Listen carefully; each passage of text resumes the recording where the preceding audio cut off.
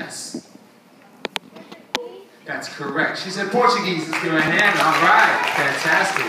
So Portuguese is the national language of Brazil because it was colonized by people from Portugal. But Brazil is very rich in African culture, and today Brazil actually has the largest population of black descendants in the world outside of Africa because of the slave trade.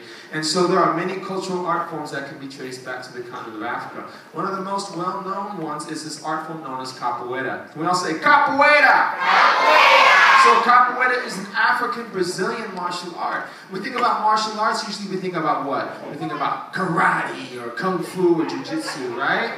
Something like that. Mostly, these are systems of self-defense that come usually from Eastern Asia, but capoeira is different. Because capoeira is from the Congo and the Angola part of Central Africa.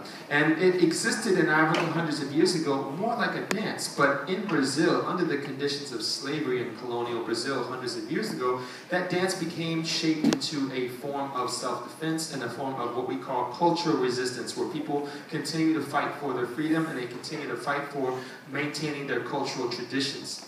Capoeira is not just about moving your body, but we also use music to communicate. This is what this session is about today, this idea of this communication between movement and music. And what we're going to look at is some of the instruments that are used in capoeira. I'd like to teach you. Would you like to learn some of the instruments of capoeira?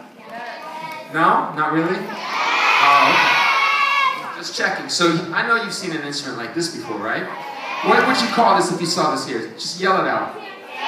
A tambourine. In the United States, we call this tambourine, but in Brazil, it has a different name. Everybody say, pandeiro! Pandeiro! Not potato. Pandeiro! Pandeiro! So the pandeiro is a type of Brazilian tambourine, and we're going to learn right now how we can all play the pandeiro just using our hands and our mouths. Everybody hold out their pandeiro like this. We're going to hold out our thumb, and we're going to say, doom. Let's try it. Doom. Together. Last time. Excellent job. The next sound we're going to learn is with the whole palm of our hand. We're going to say, pop. Let's try it. And stop. Now we're going to put those two sounds together to make a 3-beat rhythm. And it sounds like this. Doom, pop, doom. Doom, pop, doom. Everybody. Doom, pop, doom. Doom, pop, doom. Doom, pop, doom.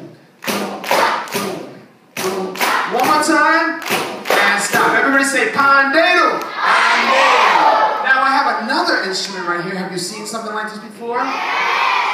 Is it a cowbell? No. This is what we call agogo. Agogo. An agogo is a bell that's traced back to today's countries of Ghana and Nigeria. It's a double bell. And do you think that they make the same sound? No, they have two different sounds. One is high and one is low. So we're going to learn how to play the agogo right now. We're going to use two fingers like this. And we're going to say peace. Peace. Now we're going to use our fingers and say dong, ding, dong. Dong, ding, dong. Everybody. Dong, ding, dong. Dong, ding, dong. Dong, ding, dong. Dong, ding, dong. One more time. And stop. Everybody say agogo. Agogo. Now we have this next instrument right here. Have you seen something like this? How do you think you play it? You have to scrape it with a stick. Everybody say, heku, heku. Heku, heku. Heku, heku is made out of bamboo, which is naturally hollow, which allows it to have a nice open sound. The way we're going to play the heku, heku on our body, we're going to hold out our forearm like this, and we're going to take our fingers and say, rick, rack, rick. Everybody. Again. One more time. Everybody say, heku, heku. Heku, heku. One of my favorite instruments is this right here. Well, what is this? It's not a bow. You think I'd be allowed to bring a bow and arrow? No. What do you think it is? Fishing rod. Hey, my man said it. Say it again. That's allowed.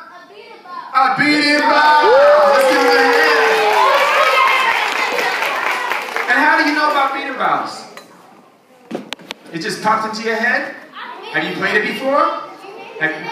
You made it before?